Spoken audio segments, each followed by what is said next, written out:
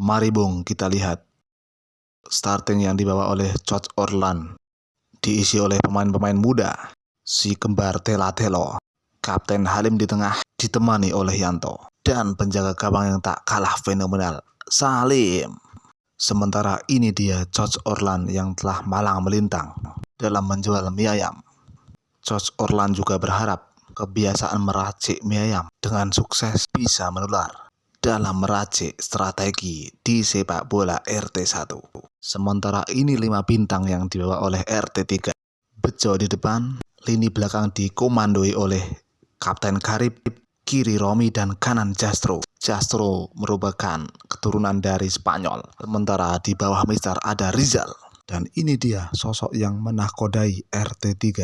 Coach Maru yang kesehariannya sebagai belantik wedus berambisi besar jadi juara. Mari kita saksikan laga pembuka.